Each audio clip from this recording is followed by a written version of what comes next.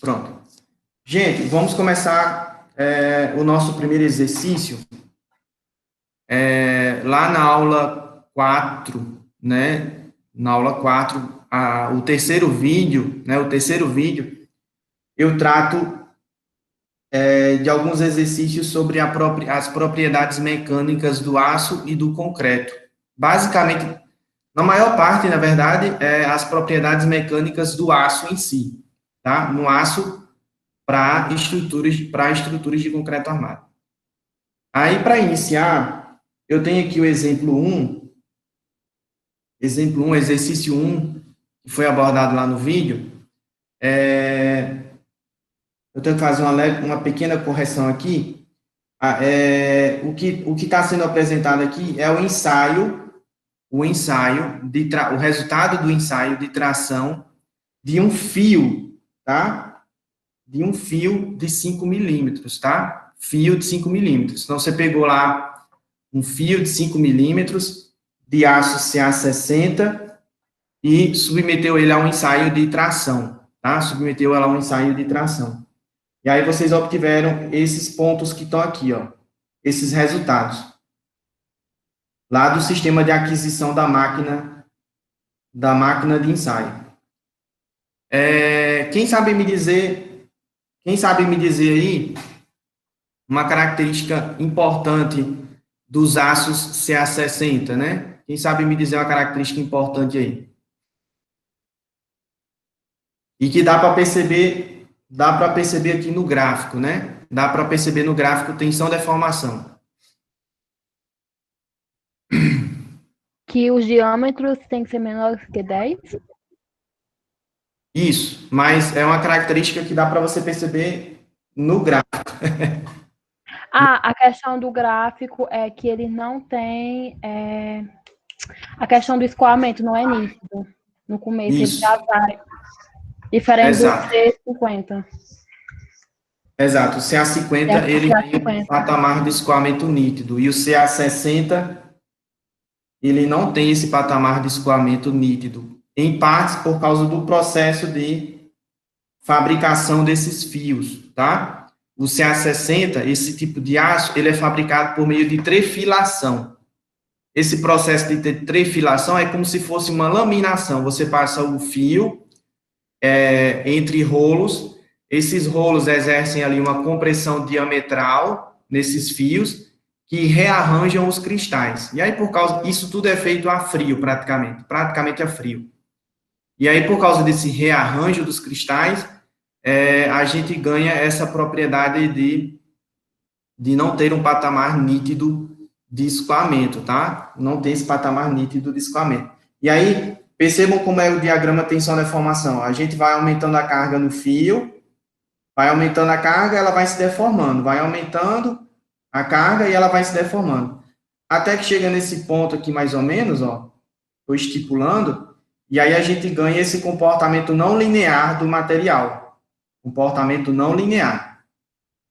Então, dá para a gente imaginar que até mais ou menos esse pontinho que está aqui, ó, até esse pontinho que está aqui, esse aqui, ó, o diagrama tensão-deformação do meu fio é linear, tá? Linear e elástico, ou seja, se eu carregar o corpo de prova até esse ponto, a minha tensão é igual ao módulo de elasticidade do material vezes a deformação, né? Uma lei linear aí, certo? Quem é a inclinação dessa reta?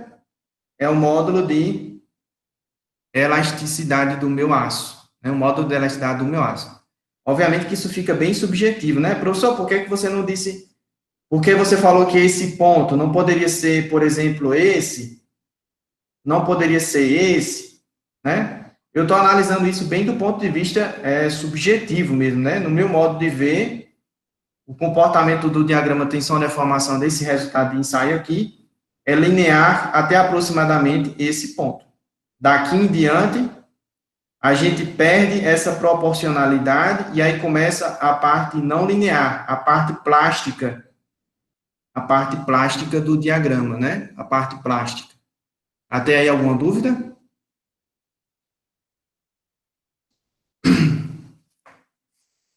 Nenhuma dúvida? Bom, como é que eu posso determinar a inclinação dessa reta aqui, ó? Como é que eu posso determinar a inclinação dessa reta?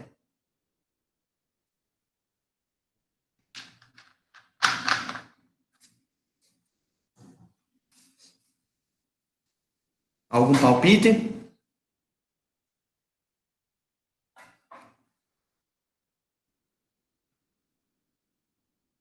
Não, não. Ou seja, não tem palpite, não é isso? Não tem palpite, certo. A inclinação dessa reta, gente, a inclinação dessa reta, por definição, é o módulo de elasticidade do meu material, tá? Ou seja, dentro dessa reta aqui, dentro do meu regime elástico linear, as minhas tensões são iguais ao módulo de elasticidade vezes as deformações. Aqui eu tenho as deformações e aqui eu tenho as tensões. O que é que eu vou fazer? Eu vou pegar esse triângulo aqui, ó. Eu vou pegar esse triângulo aqui, ó.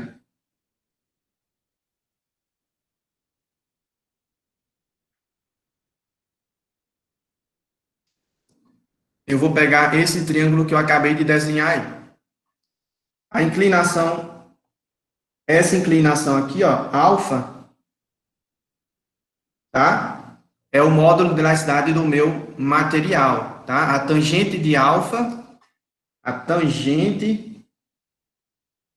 alfa é igual ao módulo de elasticidade longitudinal do meu material. Quem é a tangente de alfa? Quem é a tangente de alfa aí por esse triângulo? Palpites? Quem é a tangente de alfa?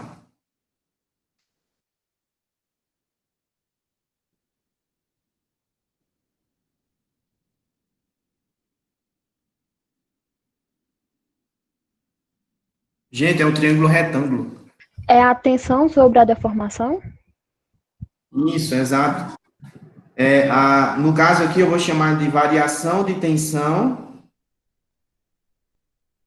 pela variação de deformação. É só uma questão de nomenclatura minha. Então, variação de tensão, cateto oposto, né? Sobre o cateto adjacente. Certo? Quem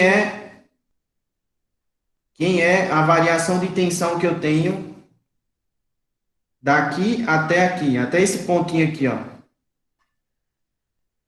Aí eu acho que a gente tem que ir na tabelinha. Eu não sei se eu tenho uma tabela que eu coloquei aqui. Eu acho que eu acho que eu não coloquei. Mas eu tenho aqui os dados. Deixa eu procurar. Os dados são o seguinte, ó. Os dados são o seguinte. Essa tensão que está aqui, ó. Essa tensão que está aqui, nesse pontinho aqui, ó. Pela leitura dos dados do gráfico, é 497,37 megapascal, tá? É porque eu tenho uma tabelinha aqui que eu usei para plotar esse gráfico, tá? Usei para plotar esse gráfico. Essa deformação, que é o meu delta epsilon, é igual a 2,473 por mil. Por mil, bota duas bolinhas aqui embaixo. Ou, como vocês podem ver em alguns exercícios, 2,473 por mil, né? Por mil. Lembrem que aqui no gráfico, ó, as minhas deformações foram apresentadas por mil, tá? Por mil. Tudo bem? Alguma dúvida até aí? Alguma dúvida? Posso prosseguir? Não, pode sim, pode sim. Certo. Então, deixa eu organizar aqui. Acho o máximo isso aqui, porque eu consigo organizar a bagunça, né? É um paradoxo. Organizar a bagunça. Continua sendo uma bagunça, só que organizada. Então, quem vai ser o meu módulo de elasticidade? Quem vai ser o meu módulo de elasticidade? Vai ser 497,37 megapascal sobre 2,473 por mil. Por mil.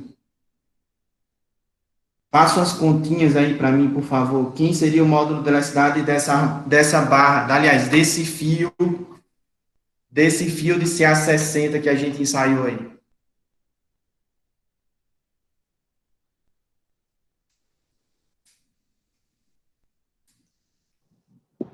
Matheus dá 337.657,8. Eita, lasqueira.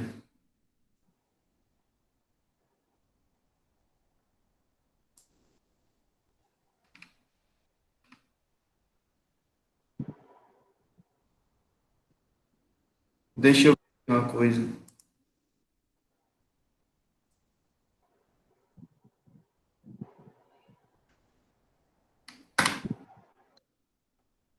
Tem certeza, Aristides? Sim. Peraí. 497. Eita. Pera. Oh, meu Deus. 37. Beatriz respondeu aí. Dá 201.120, arredondar aqui, 1 megapascal. Ou, modularidade seria igual a aproximadamente 201,1, né, 201,1 gigapascal. 201,1 gigapascal. Sim, é isso aí. Isso, exatamente. Foi Beatriz fez as continhas, bateu com o meu cálculo aqui, que eu tinha feito numa planilha no Excel, né? Uma planilha no Excel. Então, pronto, eu já sei que é a inclinação dessa reta e, portanto, eu sei quem é o módulo de elasticidade do meu material. Então, eu acabei de responder a letra A.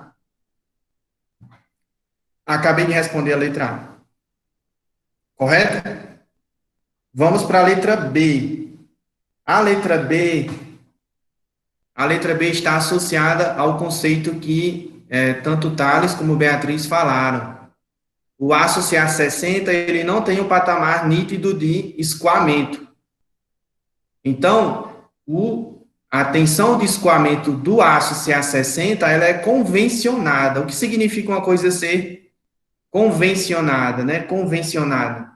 Significa que foi arbitrado que a tensão de escoamento daquele material, né, foi arbitrado ou convencionado, que a tensão de escoamento daquele material, no caso é o CA60, é igual ao ponto da curva em que você tem uma deformação plástica residual de 2 por mil, tá? 2 por mil.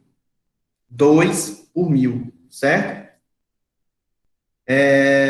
Até aí tudo bem? Eu vou precisar desse carinha aqui, ó. Desse carinha, eu vou deixar ele marcado aqui. E aí eu vou apagar todas as anotações que a gente fez antes.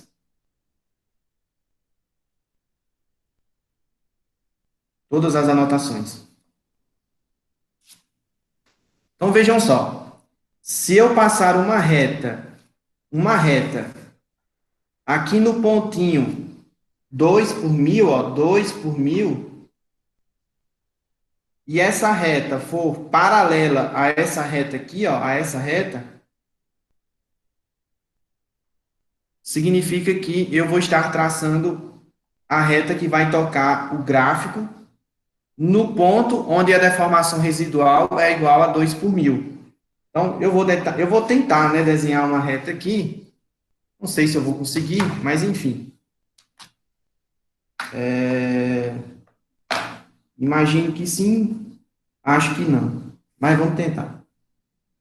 Então, tocando aqui em 2 por mil, pá, tá? 2 por mil, deu certo. O aplicativo me ajudou, às vezes ele não ajuda tanto. Essa reta, gente, que eu acabei de traçar, essa reta aqui é paralela a essa reta que a gente tinha estipulado inicialmente. Essa reta aqui, ó.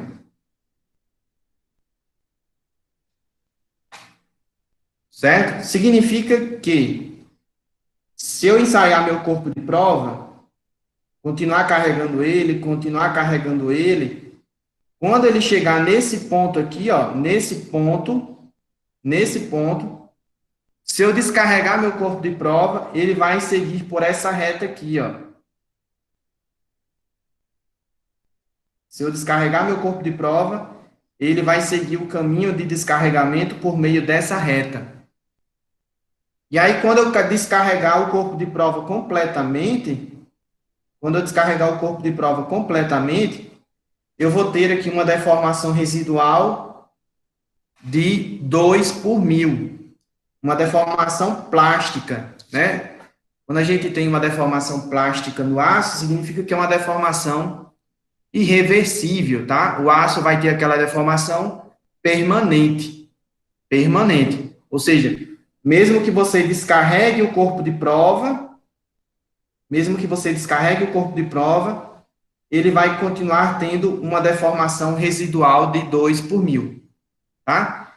Esse pontinho aqui, ó, como eu disse para vocês, é o ponto em que foi convencionado, o ponto onde foi convencionado que nós teríamos a tensão de escoamento.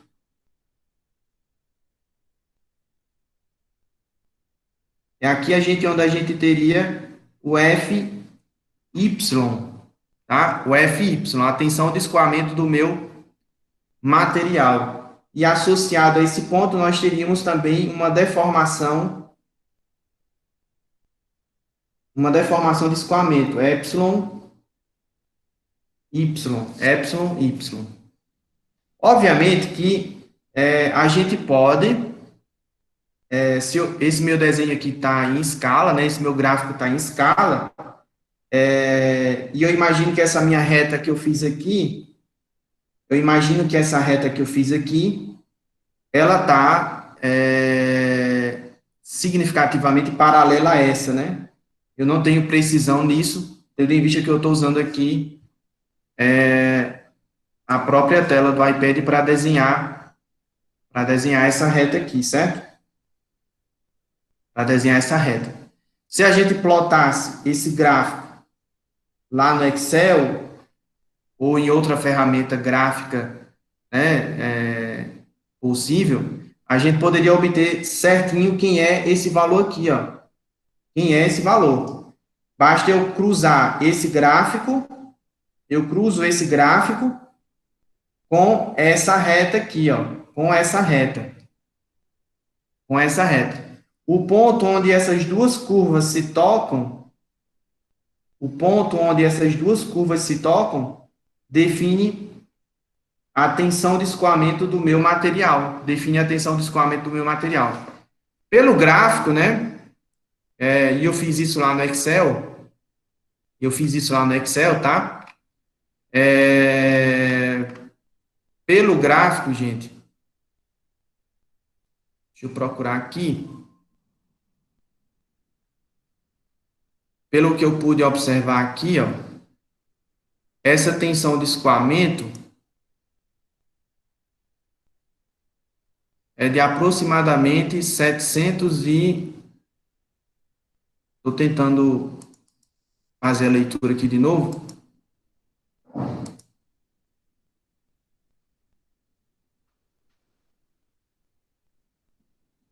mas é algo em torno, é porque às vezes o Excel ajuda e às vezes não, mas é algo em torno de 710, como vocês podem ver pela escala, né? A tensão de escoamento do meu material seria algo em torno de 710 megapascal. 710 megapascal. Alguma dúvida sobre essa parte do gráfico?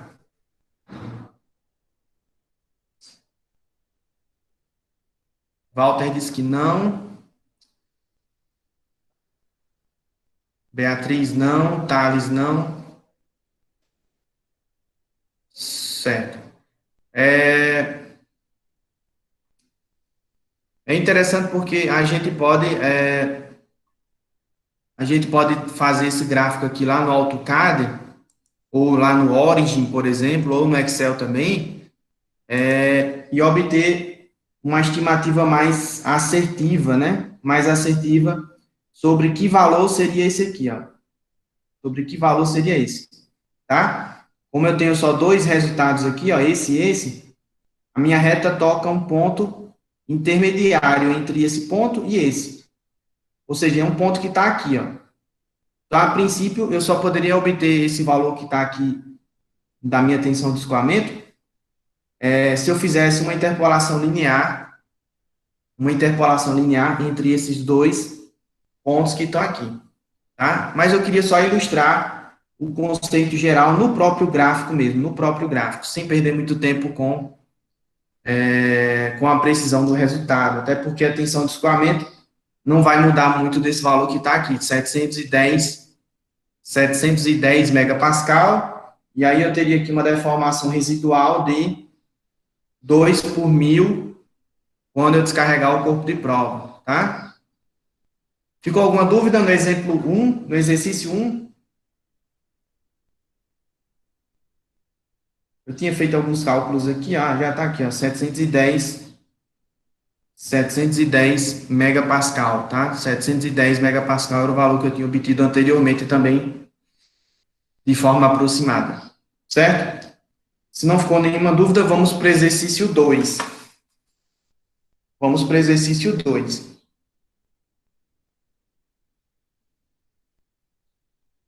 No exercício 2, gente, no exercício 2, ele está pedindo aqui que a gente complete o quadro que está apresentado aqui ao lado, esse quadro aqui, ó. E pede também que a gente esboce os diagramas tensão-deformação para um concreto com resistência característica com pressão de 40 megapascal e para uma barra de aço CA50, tá aqui algumas propriedades que ele passou para a gente, né? Então, nós temos aqui a coluna em que eu vou determinar quem são as tensões no concreto e a coluna onde eu vou determinar quem são as tensões no aço. As tensões no concreto e as tensões no aço, tá bom? Obviamente que você tinha que lembrar de alguns conceitos, vamos lá. Primeiro, vamos começar pelo que eu considero mais fácil, né? Pelo que eu considero mais fácil, que é o aço. Vamos começar pelo aço. O diagrama que vocês estão vendo aqui, né, é o diagrama tensão versus deformação, que a NBR 6118 considera para o aço, né, das estruturas de concreto armado. Então, veja aqui, é um diagrama simplificado, né, um diagrama simplificado. É um diagrama simplificado. Essa porção aqui, vocês estão vendo a armadura tracionada, e nessa porção aqui, vocês estão vendo a armadura comprimida. A armadura comprimida. Duas perguntas. Vamos lá. Se vocês observarem atentamente, na parte tracionada, né, a deformação máxima que a armadura tem é de 10 por 1000. Na parte tracionada, o alongamento máximo que a armadura tem é de 10 por mil. Por quê? Por que 10 por mil? Alguém lembra? Vou carregar meu notebook.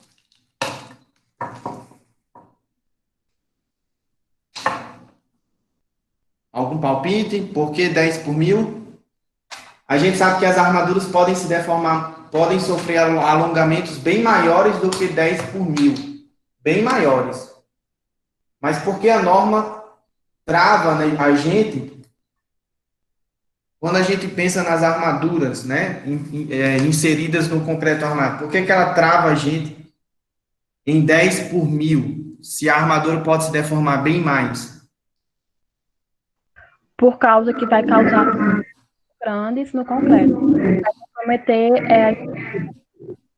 Muito bem, Beatriz, muito bem. Exatamente. Se o aço sofrer deformações maiores do que essa aqui, né, alongamentos maiores do que 10 por mil, o concreto que está em volta daquela armadura vai fissurar de maneira excessiva. Então, a norma coloca que o alongamento máximo da armadura, né, é de 10 por mil, pensando nos efeitos que isso teria no concreto que está em volta daquela armadura. Certo? Aí vamos agora para a outra face da moeda, né? A parte da compressão. A parte da compressão. O encurtamento máximo que a armadura tem aqui, encurtamento máximo permitido para o aço, é de 3,5 por mil. 3,5 por mil. Isso quando a gente pensa nos concretos do grupo 1. Concretos do grupo 1, tá? Por que que as armaduras têm um encurtamento máximo de 3,5 por mil? Se a gente sabe que essas armaduras poderiam se deformar muito mais. Por que o limite é de 3,5 por mil?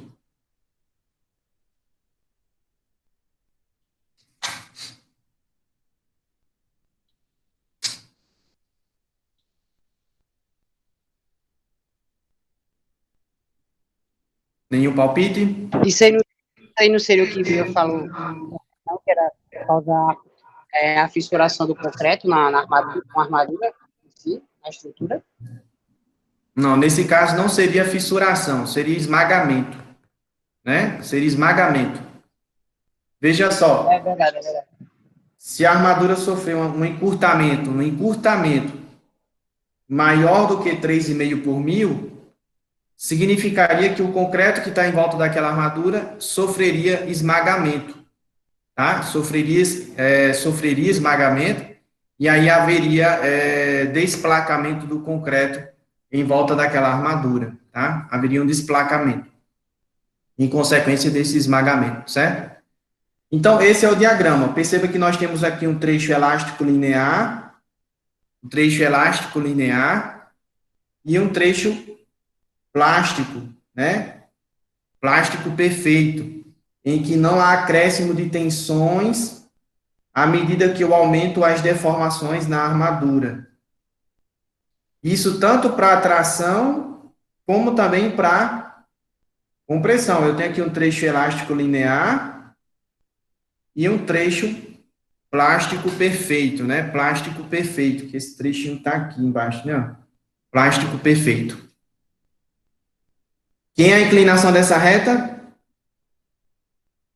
E, portanto, dessa, né? Ângulo alterno interno. Quem é a inclinação dessa reta aqui, ó? Apareceu aí agora na tela, né? Quem é a inclinação dessa reta? Tanto para a tração como para a compressão das armaduras.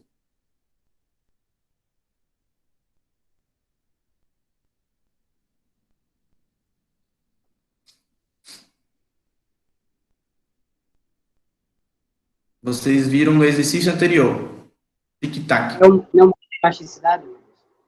É o módulo de elasticidade do aço, tá? Quanto equivale o módulo de elasticidade do aço CA50? Quanto equivale o modo de elasticidade do aço CA50? De acordo com a NBR 6118. 210 mil megapascal. Isso, 210 gigapascal, né? Mesma coisa que você acabou de falar, viu, Aristides? 210 gigapascal, ou tem outra unidade que eu gosto de usar muito, é 21 mil kilonewtons por centímetro quadrado. 21 mil kilonewtons por centímetro quadrado. Certo? Então, com base nessas deformações que a gente tem aqui, desde que elas sejam menores do que 10 por mil a tração e menores do que 3,5 por mil a compressão, nós podemos obter quem são as tensões na armadura, tá? De acordo com esse gráfico aqui, ó. Então, voltando para a tabelinha, nós temos aqui as deformações na barra de aço, que são de encurtamento. Cuidado aqui com a pegadinha que tem no enunciado aqui, ó, são de encurtamento. Todas elas são de encurtamento. E aí, com base nessas deformações, a gente vai determinar quem é a tensão na armadura. Quem é a tensão na armadura, tá? Vamos preencher os mais simples aqui, né? Para começar. Quando a deformação no aço vale 0, quanto equivale a tensão? Lei de Hooke.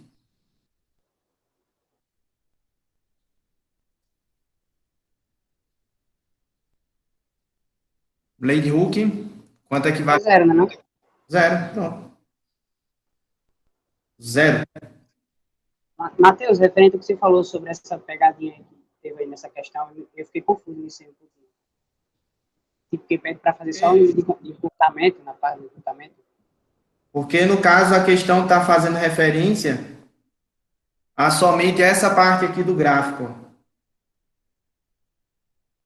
Todas essas deformações que estão na tabela são de encurtamento. De encurtamento. Então, só vai interessar para a gente essa parte aqui do comportamento das armaduras. Tá? Não vai interessar para a gente o comportamento das armaduras, a tração, porque, pelo que está dito no enunciado da questão, essa armadura está sofrendo ali um encurtamento. Então, ela está comprimida. Ela está comprimida. Daqui de cara, vocês já conseguem ver quem é a deformação última que essa armadura pode ter. 3,5 por mil. Isso quando a gente pensa nos concretos do grupo 1, né? Quem são os concretos do grupo 1, de acordo com a NBR 6118? Quem são os concretos do grupo 1?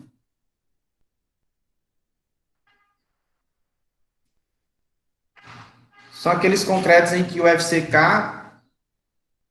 é menor do que 50 megapascal, né? E maior ou igual a 20 megapascal. Correto? Certo ou errado?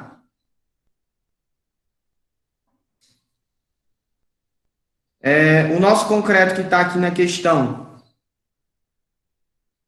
é de que grupo?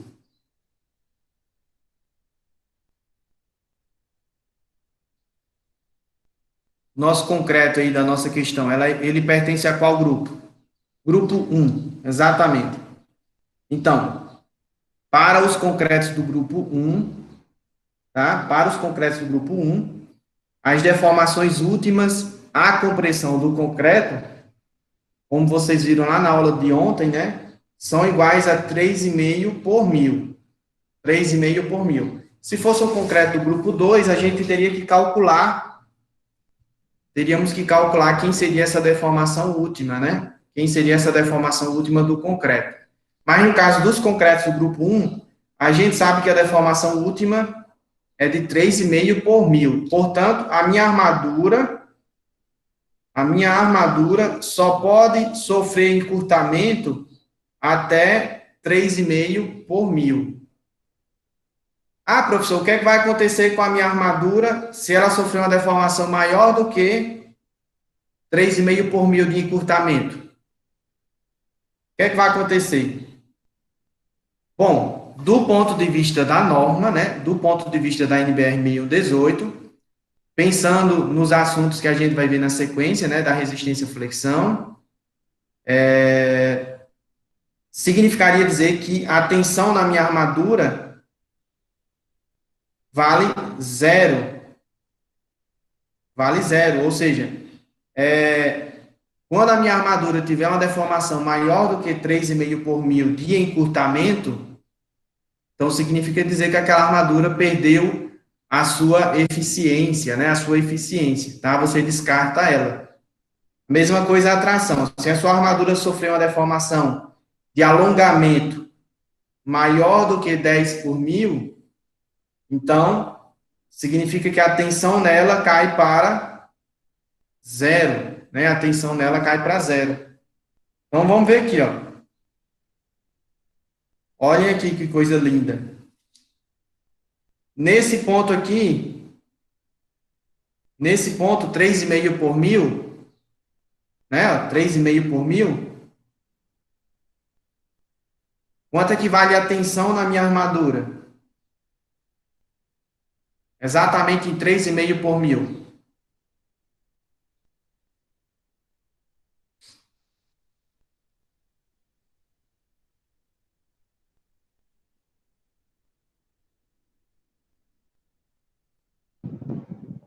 No caso aí vai ser 40, né, não, Matheus? 40 megapascal? Não, isso aí é o concreto, né? Eu estou falando do aço. A gente está preenchendo a coluna. A gente está preenchendo a coluna do aço. Né? A gente está preenchendo a coluna do aço. Concreto para depois. Voltem aqui para o gráfico. Ó. A deformação no aço foi igual a 3,5 por 1000. A tensão no aço vai ser igual à tensão de escoamento dele. A tensão de escoamento dele. Correto? A tensão de escoamento de cálculo. Tem até um Dzinho aqui, ó. Um Dzinho aqui. Como é que eu calculo a tensão de escoamento de cálculo da minha armadura?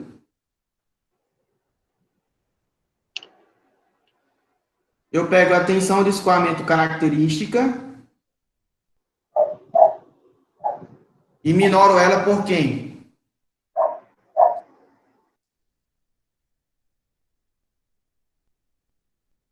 Minoro pelo fator de segurança das armaduras, gama S, né? Então, vamos fazer as continhas aqui, ó. A tensão de escoamento da minha armadura vai ser o FYK, vale quanto? Quem é a resistência característica da minha armadura? 500 megapascal. 500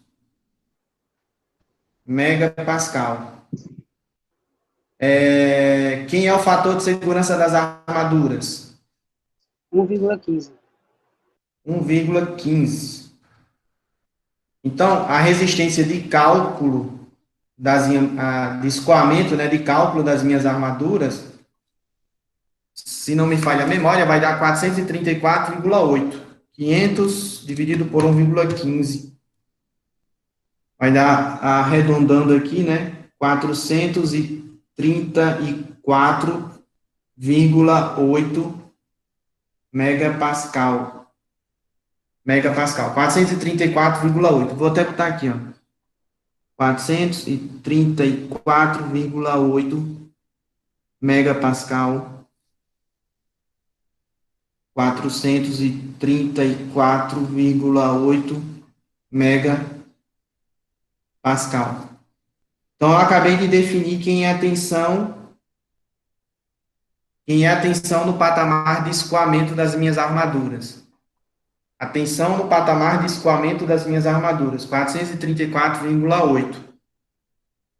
Então, quando a deformação na minha armadura for igual a 3,5 por 1000, eu vou estar aqui, ó, com uma tensão igual a 434,8. Vamos voltar lá na tabela? Tomem cuidado aqui com a pegadinha de novo, ó. Eu tenho que colocar a tensão em quilonewtons por centímetro quadrado. Como é que eu transformo de megapascal para quilonewton por centímetro quadrado?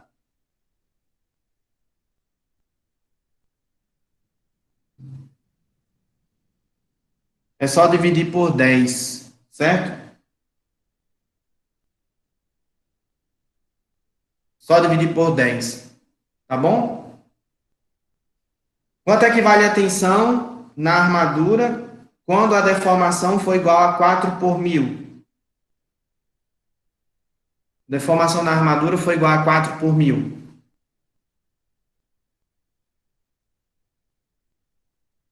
Zero.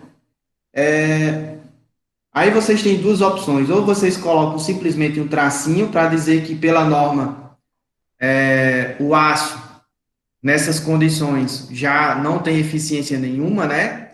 Ou seja, o diagrama tensão-deformação do aço comprimido só vai até 3,5 por 1000. Daqui em diante, não há nenhuma eficiência dele, quando a gente pensa no comportamento da compressão, ou vocês colocam um zero aqui mesmo e pronto, tá?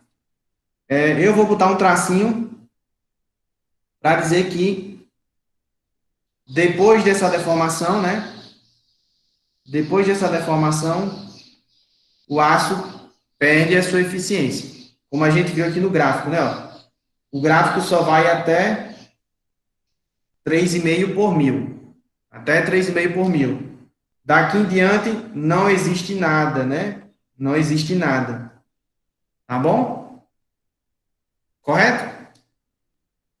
Mas aí faltam os valores intermediários que estão aqui, ó. A gente pode ficar com deformações que estão dentro do regime elástico linear ou deformações que podem estar dentro do patamar de escoamento. Então, a gente vai ter que descobrir o nosso divisor de águas. Quem é o nosso divisor de águas? É a deformação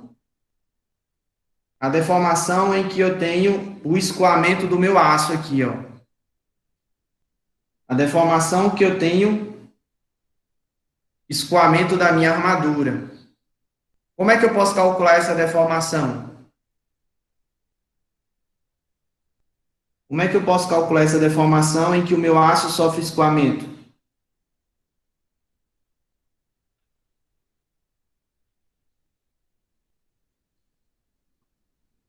Eu vou chamar de epsilon YD. Epsilon YD.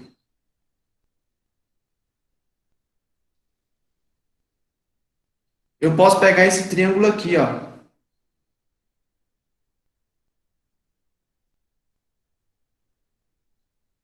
Esse triângulo, ó. Quem é esse ângulo alfa aqui, ó? Quem é esse ângulo alfa? É o modo de elasticidade, né? Isso. Quem é o cateto oposto dele? Quem é o cateto oposto do ângulo alfa?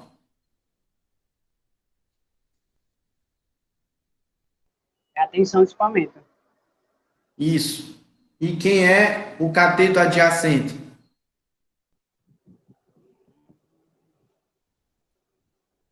O cateto adjacente é justamente É a deformação. a deformação de escoamento que eu estou procurando. Então, vou fazer aqui nesse cantinho aqui, ó. Fazer aqui, ó. O meu epsilon YD vai ser deixa eu não fazer do começo. Fazer do começo. O meu módulo de elasticidade é a tangente do ângulo alfa. Quem é a tangente do ângulo alfa?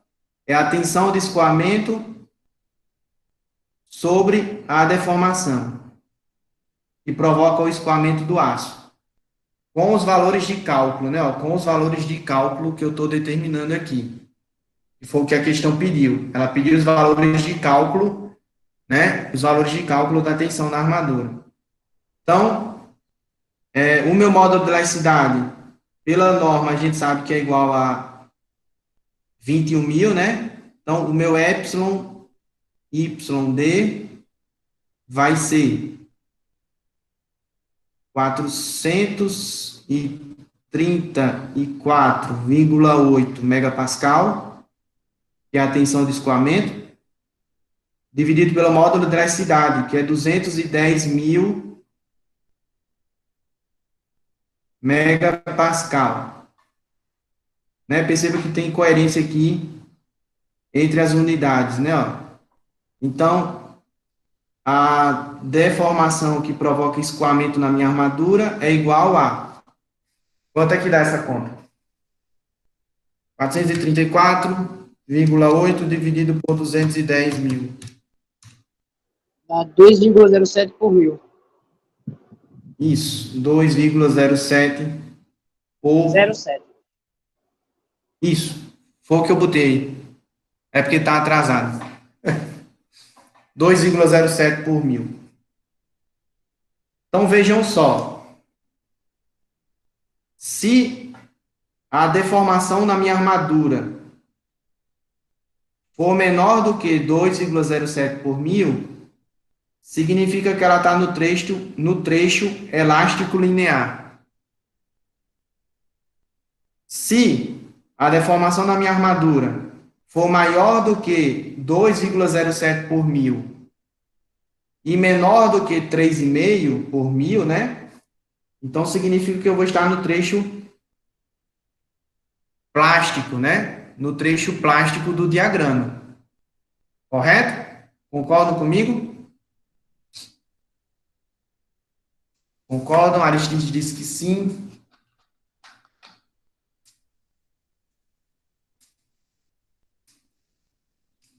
Walter disse que sim.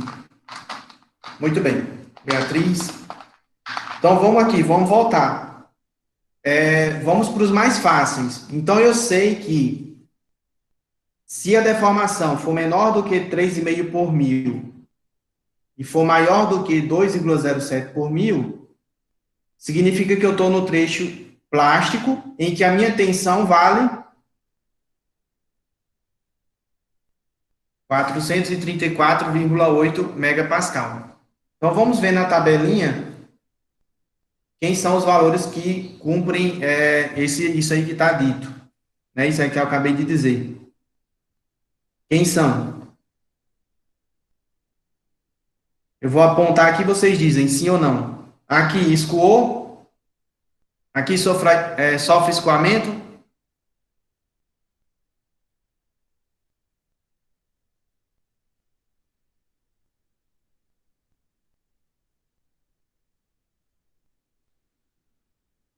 O que é que vocês acham? Aqui sofre escoamento ou não? Não sofre escoamento, exatamente. Aqui. Também não. Aqui também não. Aqui também não. Aqui.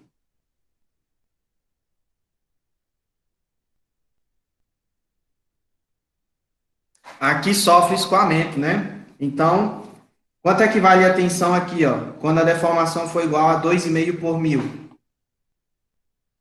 Vai valer 43,48 kilonewtons por centímetro quadrado, né? Quando a deformação for igual a 3 por mil, também 43,48 kilonewtons por centímetro quadrado. Então, faltam 4 valores aqui para a gente preencher, ó. 1, 2, 3, 4. Dentro desse trecho aqui, ó, nesse trecho, nós estamos na parte elástico linear. Elástico linear. Tá bom? Como é que eu faço para determinar a tensão no trecho elástico linear? Como é que eu faço para determinar a tensão na armadura nesse trecho aqui?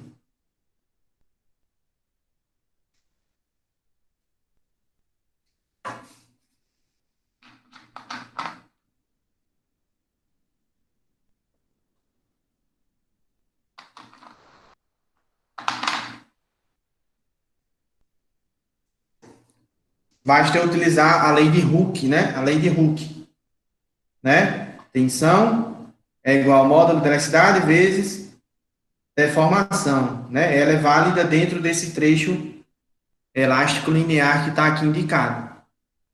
Correto? Então, vamos lá. Eu vou apontar aqui, vocês fazem a conta. A tensão na armadura é igual a módulo de elasticidade vezes deformação. Então, ó, 21.000 kilonewtons por centímetro quadrado vezes a deformação, 0,5 por mil. Então, ó, 0,5 por mil. Quanto é que vai dar essa tensão aqui? Essa tensão aqui, ó.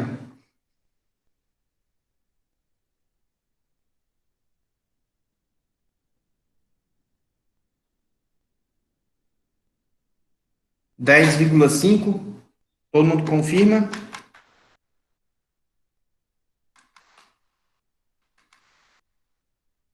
Isso mesmo, 10,5 quilonewtons por centímetro quadrado. Quando for igual a 1 por mil, é o dobro desse, né? Ó? É o dobro. Então, vai dar 21, correto? Quando for igual a 1,5 por mil, 1,5 por mil,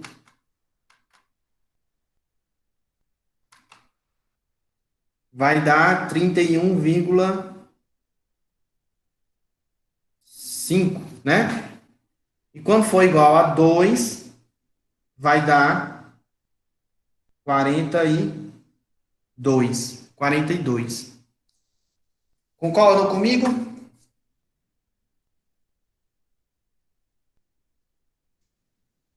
Muito bem.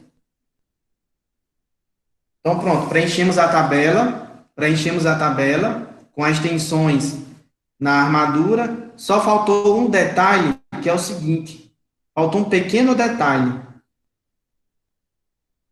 Faltou a gente colocar o sinal negativo nas tensões. Porque a nossa armadura está comprimida, então ela está sofrendo tensões negativas. Tensões negativas. Então, todas essas tensões aí são de compressão. Lembrando que a gente está aqui nesse quadrante, né? Ó? A gente está aqui nesse quadrante do nosso diagrama tensão-deformação do aço. Tá bom? Como exercício para vocês, preencham a mesma tabela, só que agora considerando que é tudo de alongamento, que é tudo de tração. Então, repitam o exercício, tá bom? Só que agora pensando que aquelas deformações que estão ali são de alongamento. Não vai mudar muita coisa, tá bom? Não vai mudar muita coisa, só alguns detalhezinhos, mas no geral é praticamente a mesma coisa. Certo? Vamos para o concreto agora. O concreto vai dar um pouquinho mais de trabalho. Vamos aqui, ó. O nosso concreto, ele pertence ao grupo 1.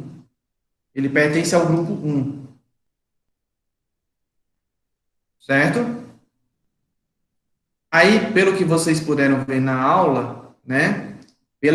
Lá na NBR 6118,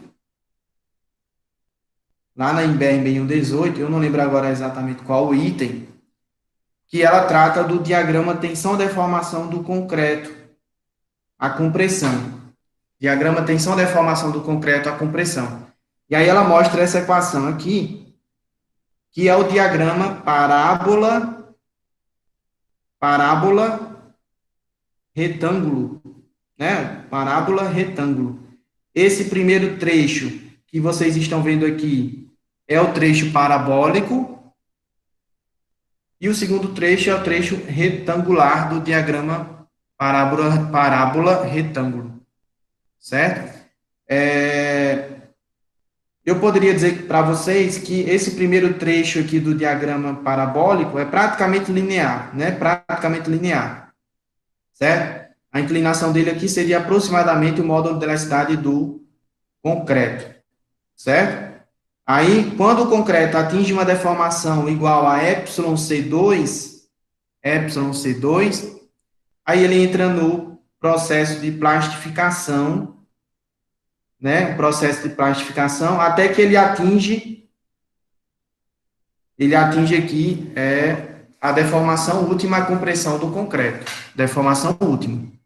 No caso dos concretos do grupo 1, nos concretos do grupo 1, essa deformação aqui, εc2, que é onde se inicia esse patamar, nós temos aqui uma deformação de 2 por 1000. 2 por 1000. E a deformação última do concreto, que é o meu εcu, vale 3,5 por 1000. E esse nzinho que está aqui na minha equação, vale 2, tá? Que é o expoente aqui do meu trecho curvo aqui do meu diagrama tensão-deformação. Ou seja, para os concretos do grupo 1, essa função que está aqui é uma função parabólica, é uma função do segundo grau. É uma função do segundo grau. Tá bom? Correto? Então, vamos lá. Se a deformação no meu concreto, a compressão, for maior do que 2 por 1000 e menor do que 3,5 por 1000, a tensão no meu concreto vai valer 0,85 do FCD. 0,85 do FCD. Vamos ver aqui. Para começo de história, quem é o FCD? Quem é a resistência à compressão de cálculo do meu concreto? É o meu FCK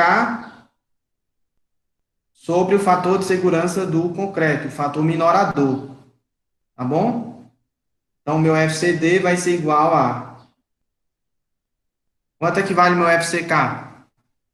Quanto é que vale a resistência à compressão do concreto? 40 megapascal. 40 megapascal. Gama C? É 1,4. 1,4. Se vocês fizerem as contas, o FCK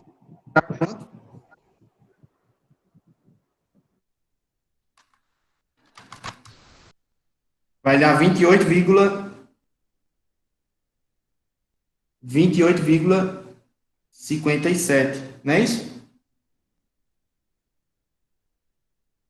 28,57. Só que ainda tem um segundo fator aqui, redutor, esse 0,85, que é para levar em consideração três aspectos, né? Três aspectos. A questão que a resistência à compressão do concreto aumenta com o tempo, certo? Por causa lá do processo de hidratação, os processos de endurecimento contínuo do concreto com o tempo. Tem também a questão do efeito Rush, né? Que é a diminuição da resistência do concreto para carregamentos de longa duração. E tem um terceiro fator, que é a questão de que a resistência à compressão do concreto que está no seu elemento estrutural não necessariamente condiz com a resistência à compressão que você obtém no corpo de prova. Por quê? Porque o corpo de prova é cilíndrico e o seu elemento estrutural, ele tem ali comportamentos intrínsecos dele, e aí você tem diferenças no comportamento estrutural de um cilindro para, por exemplo, uma viga, ou um pilar, ou uma laje, enfim. E aí lá na videoaula eu explico esses três fatores, né? Esses três coeficientes que multiplicados dão 0,85, né? 0,85. Eu não sei se vocês lembram disso. Então, vamos ver aqui, quanto que dá esse 0,85 do FCD? 0,85 da resistência à compressão de cálculo, 28,57. Isso aqui dá 24,3. isso, 24,3 megapascal. Pronto. Descobrimos quem é a tensão no concreto quando ele começa a sofrer o processo de plastificação aqui, ó, nesse patamar. Esse patamar, como eu já tinha dito anteriormente, ele vai desde εC2 até εCu. Quem é εC2? 2 por mil. Quem é εCu? 3,5 por mil, porque eu sei que meu concreto é do grupo 1. Então, vamos lá. Quanto é que vale a tensão no concreto aqui? Deixa eu atualizar a tela para vocês. Para mim está demorando um pouco. Ah, foi. Quanto é que vale a tensão no concreto aqui? 2 por mil, né? De encurtamento.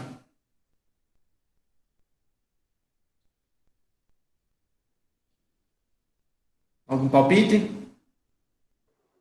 É 24,3, né, não? Exatamente.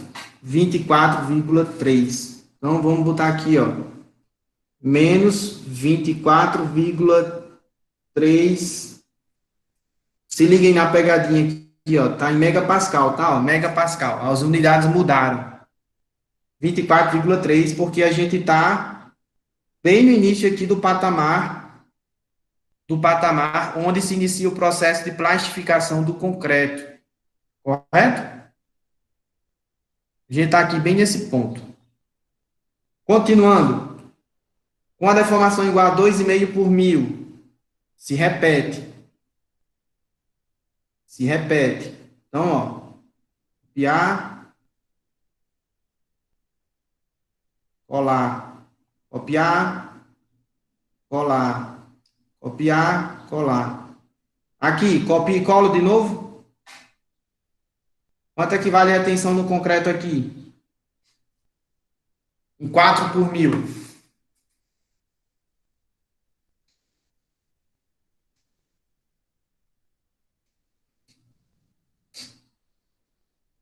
Isso. O concreto já esmagou, né, a essa altura do campeonato.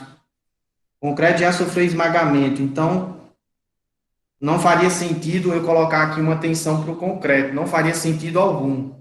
Tá? Ou vocês colocam 0, ou colocam um tracinho para dizer que não faz sentido você determinar a tensão do concreto, porque ele já sofreu esmagamento. Né? Ele já sofreu esmagamento, ou seja, ele perdeu completamente a sua resistência.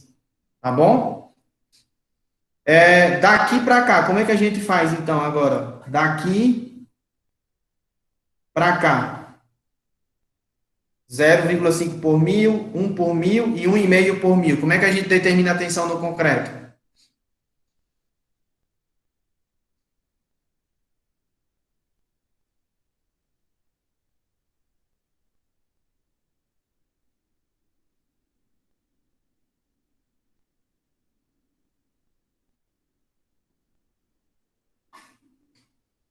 Como é que a gente determina a tensão no concreto? Nesses 3 pontos aqui, ó.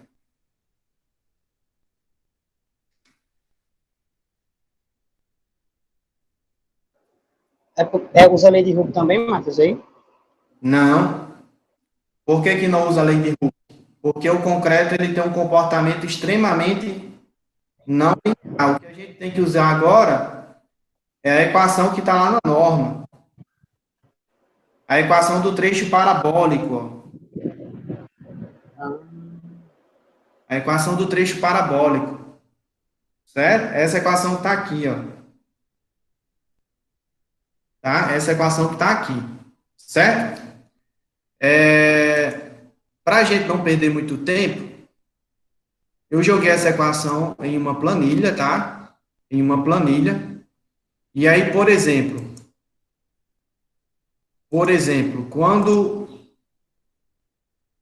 a deformação do concreto é igual a 0,5 por mil, 0,5 por mil, usando essa equação parabólica que vocês estão vendo aqui, ó, usando essa equação aqui, ó, substituindo ali na equação, a tensão no concreto vai dar 10,63 megapascal. Menos 10,63 megapascal. Quando for igual a 1 por mil,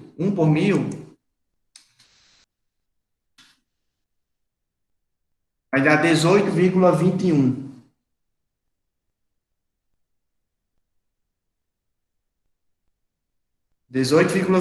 E quando for igual a 1,5 por mil, 1,5 por mil, vai dar 22,77. Menos 22,77 megapascal. Tá? 22,77. Alguém quer verificar alguma conta, quer fazer pelo menos uma dessas aí para ver se bate? Eu fiz aqui, já tinha feito na planilha para não perder muito tempo, já que é uma equação um pouquinho maior, né? Mas olha. Sim. Matheus, você poderia explicar novamente por que não usa a lei de Hooke aí, que o áudio cortou na hora e não entendi direito, não. Se você olhar aqui, ó, o comportamento do concreto nesse trecho aqui, ele não é elástico linear. Até o concreto atingir a deformação εc2, ele até tem um comportamento elástico linear bem aqui no início. Tá? Bem aqui no início. Mas é o que a norma faz? Ela joga uma curva, né, uma parábola até εc2. Até εc2. Essa parábola é dada por essa equação que está aqui. Por essa equação que está aqui.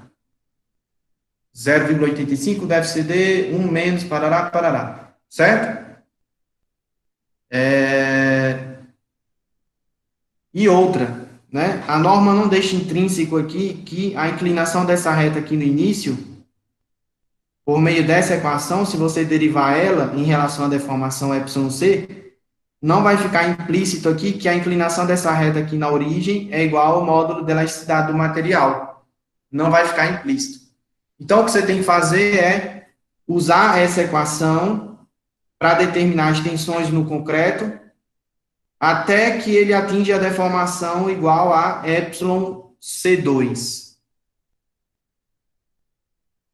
É diferente da armadura, né? A armadura tem um comportamento mais, vou usar um trocadilho, um comportamento mais comportado, certo? Tá bom? Se vocês quiserem, a gente faz aqui, ó. Vamos aqui, ó. Quem seria a tensão no concreto para uma deformação igual a 0,5 por mil? Seria 0,85 do FCD, que multiplica 1 menos, aí vem 1 menos de novo, 0,5 por mil, 0,5 por mil, o mil pode suprimir porque ele vai cortar com o εc2, que também está por mil, que é 2 por mil. Elevado ao quadrado, porque o n é igual a 2. Fecha o colchete aqui. Então, a tensão no concreto vai valer. Lembrando que o FCD é igual a 28,57, né? 28,57.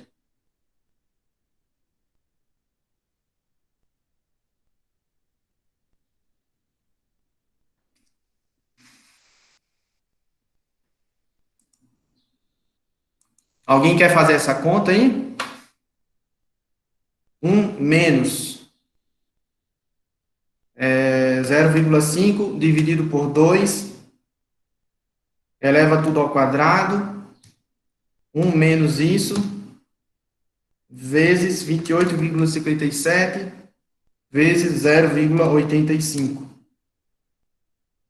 Vai dar exatamente isso que eu tinha mostrado anteriormente na tabela, 10,63 aproximadamente. Tá? Negativo porque é de compressão. Negativo porque é de compressão. Tá bom?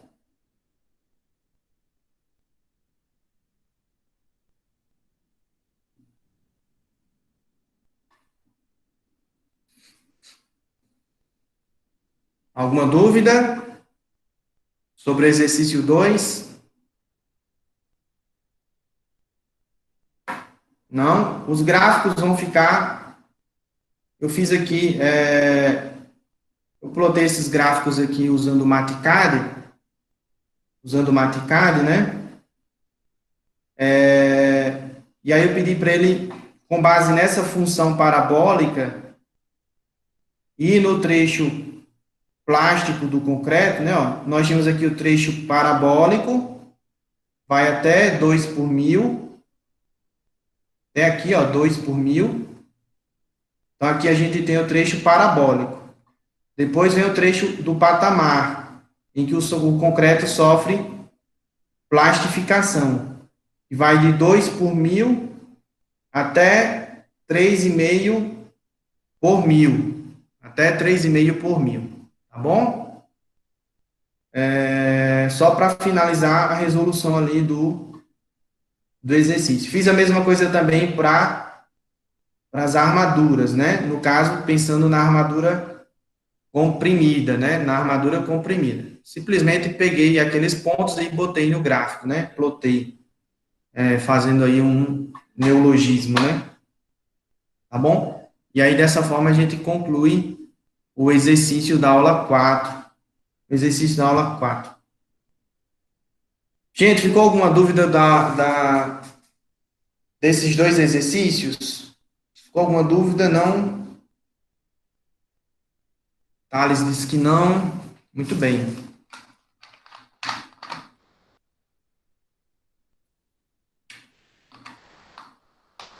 Olha, vamos aqui agora para a parte de ações e segurança. Só é muita coisa para absorver, faz parte. Faz parte, infelizmente. E mais com o semestre de 9 semanas e meia, aí que a coisa fica, o processo fica mais cruel ainda, né? Mais cruel ainda.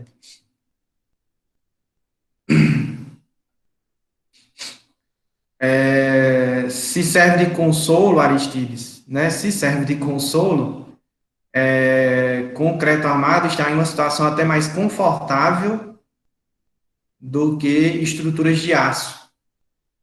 Bem mais confortável. Bem mais confortável. Tá bom?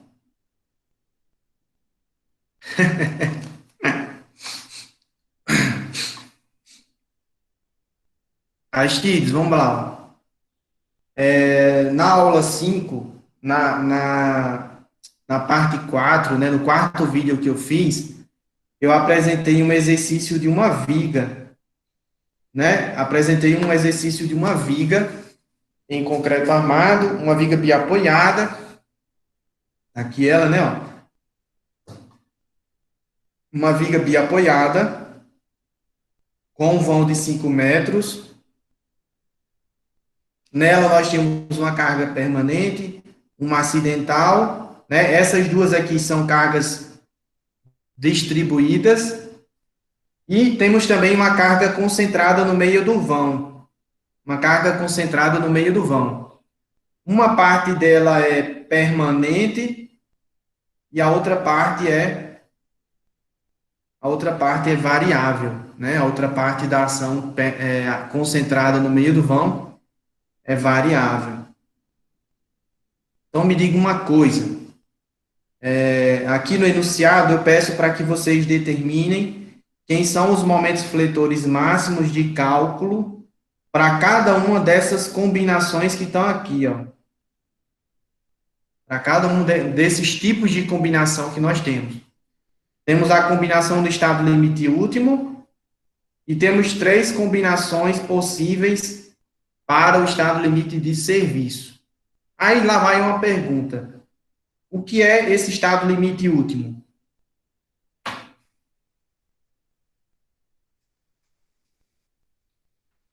O que é esse danado do estado limite último?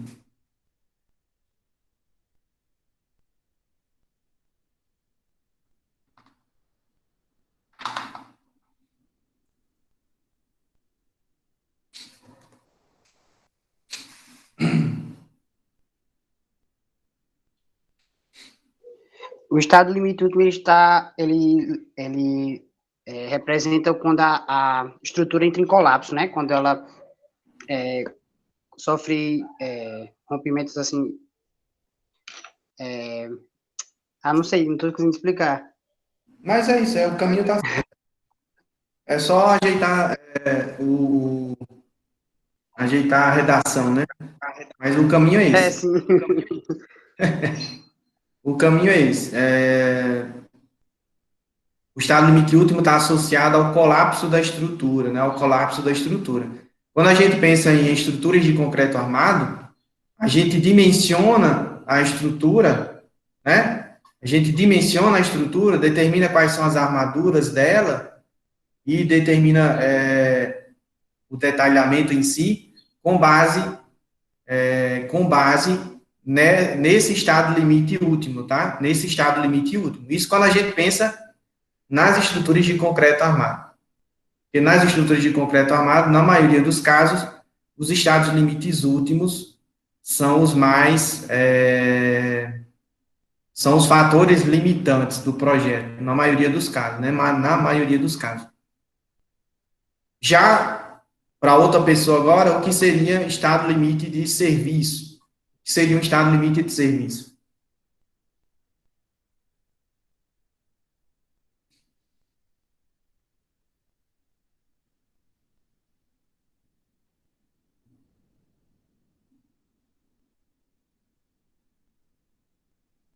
Alguém?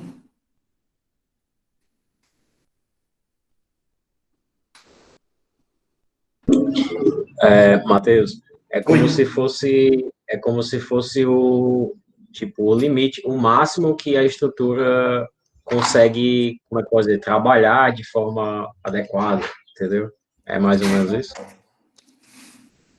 Isso, o estado limite de serviço está associado com as situações limites que você leva à estrutura, quando você pensa nela trabalhando em uma situação adequada para a qual ela foi projetada, né? Ou seja,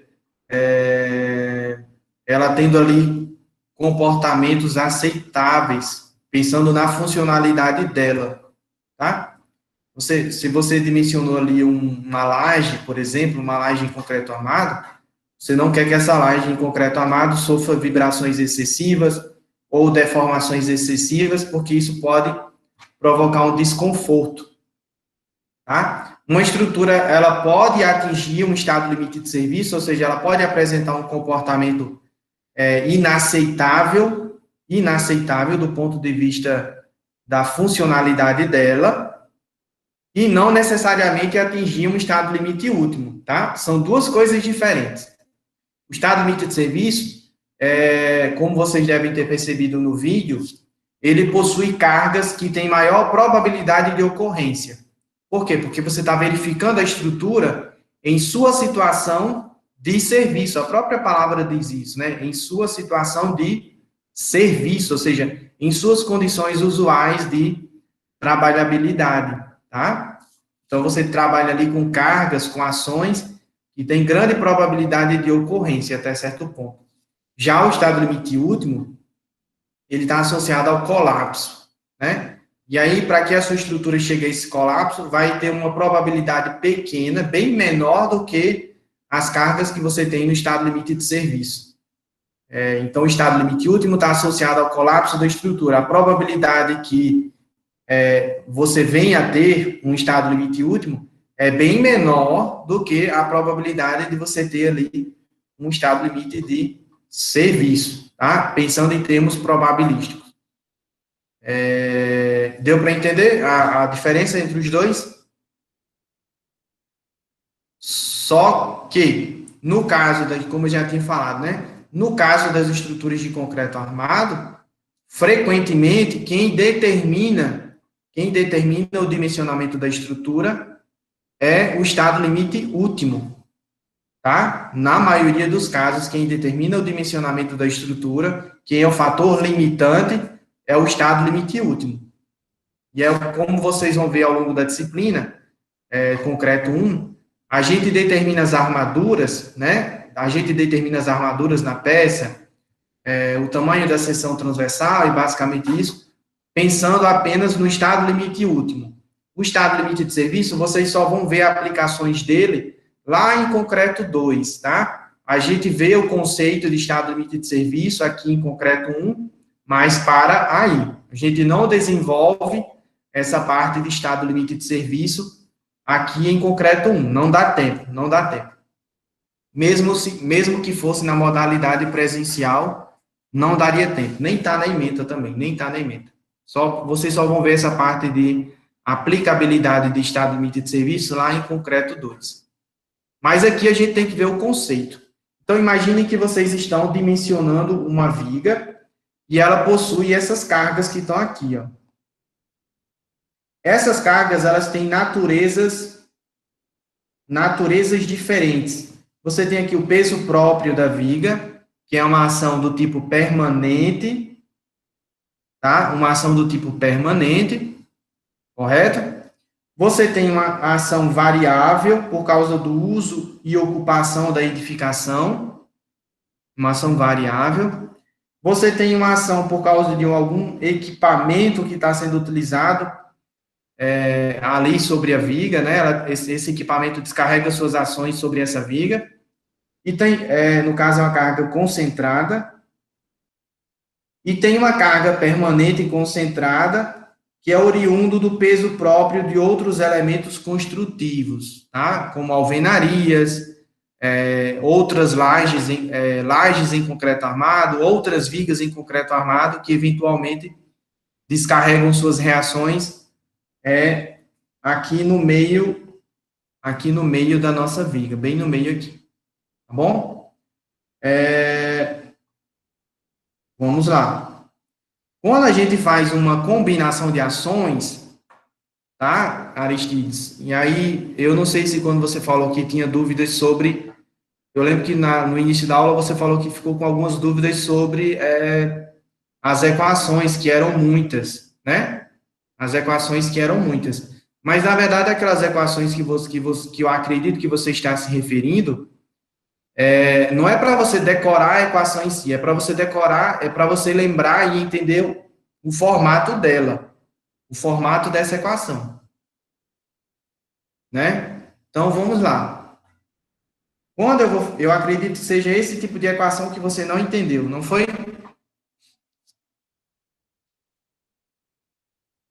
Foi essa equação que eu acredito que você não entendeu.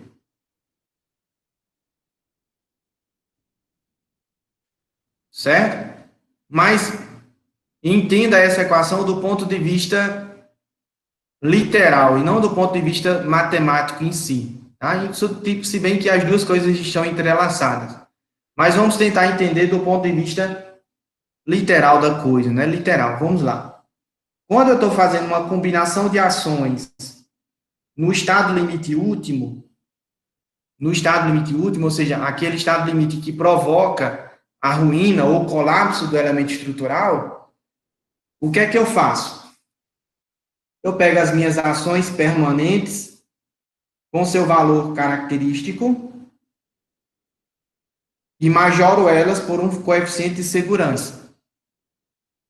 Tá? Esse coeficiente de segurança está associado a essas ações permanentes. Correto? O que é que eu faço mais? Eu pego uma ação variável, que eu chamo ela de principal,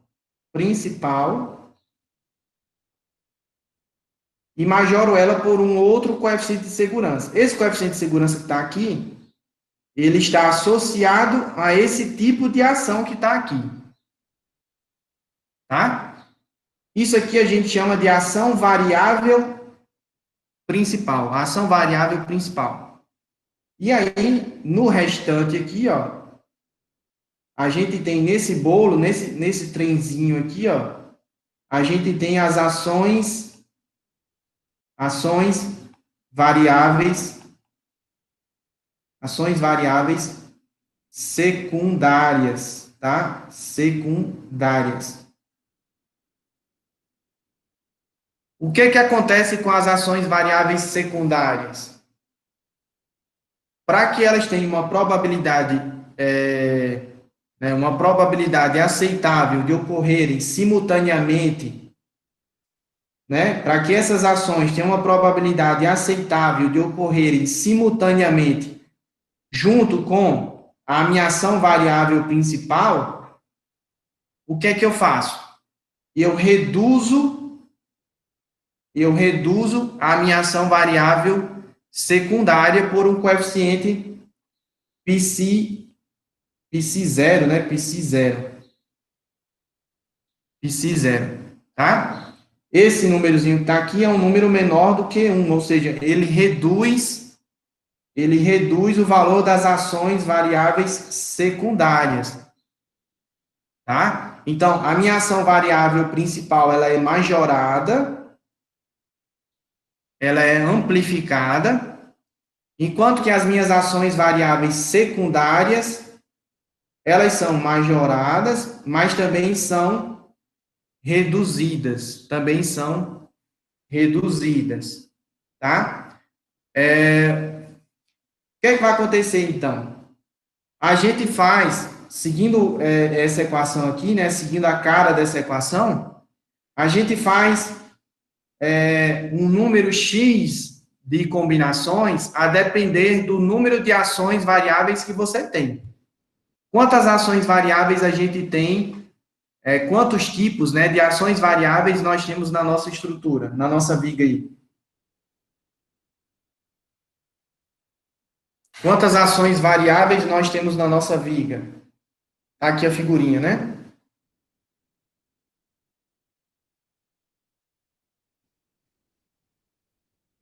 Nós temos aqui uma ação variável, que é por causa da sobrecarga na viga, certo? Por causa do uso e ocupação. Calma, Aristides, calma. Você está falando o número de ações totais. Eu estou falando só as variáveis. Só as variáveis. No total, eu tenho 4 ações. Só que somente 2 são variáveis. Quem são as 2 ações variáveis? Essa daqui, por causa do uso e ocupação. E essa daqui, por causa do equipamento. Então, eu tenho 2 ações que são variáveis. 2 ações que são variáveis. E 2 ações que são permanentes. Certo? 2 variáveis e 2 permanentes. Então, voltando para a nossa equação aqui, ó. Voltando para a nossa equação, se eu coloco uma ação variável como principal, a outra tem que ser secundária. E vice-versa. Então, vejam só. Na combinação 2, eu coloquei o equipamento como principal e a sobrecarga como secundária.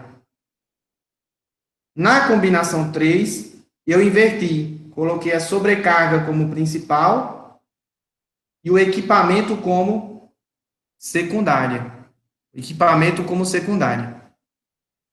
Eu acredito que vocês não devem se preocupar em decorar exatamente, né, todos os detalhes dessa equação, até porque essa equação está na norma, né, na NBR 6118, como vocês devem ter consultado, tá? Como vocês devem ter consultado.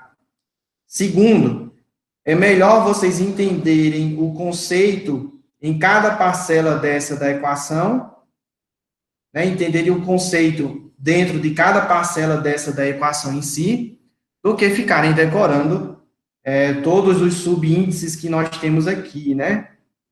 Todos os subíndices. Esse subíndice é mais pela rigorosidade matemática em si que a gente tem no problema. O que importa para vocês é entender o conceito por trás de cada parcela dessa, por trás de cada parcela. Tá? Como o nosso tempo vai acabar, eu não vou poder dar continuidade na resolução do exercício, mas eu queria pelo menos que vocês tivessem uma melhor compreensão do que foi feito no exercício com relação a essas combinações de ações com base nessa equação aqui para o estado limite último, né? Para o estado limite último. Eu vou fazer uma pergunta que eu imagino qual é a resposta já. Vocês têm alguma dúvida sobre esse exercício? Se vocês tiverem muitas dúvidas sobre esse exercício, tá? Se vocês tiverem muitas dúvidas sobre ele, o que eu posso fazer com vocês é gravar um vídeo complementar tentando explicar, mas eu acho que simplesmente gravar um vídeo talvez não resolva o problema, tá? Então, o que é que eu recomendo? Que vocês assistam o vídeo novamente, façam a leitura do material, né, da bibliografia, e aí, caso vocês tenham persistência em alguma dúvida, vocês mandem um e-mail para mim ou marquem uma reunião comigo, né? Uma reunião por videoconferência, certo? Uma reunião por videoconferência, que aí eu poderei sanar qualquer dúvida que vocês venham ter sobre a resolução desse exercício 1. É importantíssimo que vocês entendam esse exercício. É importantíssimo, por quê? Porque esse conceito de combinações de ações no estado limite último, né, e nos estados limites de serviço, vai se prolongar durante todo o componente curricular, na primeira, segunda, terceira unidade, lá em concreto 2 também. Eu acredito que até em concreto 2, essa parte de combinação de ações, ela é mais puxada até do que em concreto 1, tá? Por causa dos conteúdos que são vistos lá. Então, é importante que vocês entendam essa parte de combinação de ações. Quem está pagando estruturas de aço comigo, né? Quem está pagando estruturas de aço comigo, também vai ver essa parte de segurança. Vai ver essa parte de segurança das estruturas. São as mesmas equações, praticamente, as mesmas equações para os mesmos conceitos, né? Estado limite último, estado limite de serviço e assim por diante. Tudo bem que os coeficientes de segurança são diferentes, né? São diferentes, mas os conceitos são os mesmos, tá? Os conceitos são os mesmos. Tá bom? Quem é que está pagando aço aqui? Quem é que está pagando aço? Simultaneamente? Thales.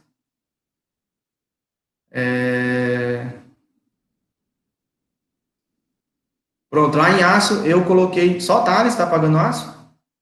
Os demais trancaram, foi? Ou já pagaram, ou decidiram não pagar, sei lá.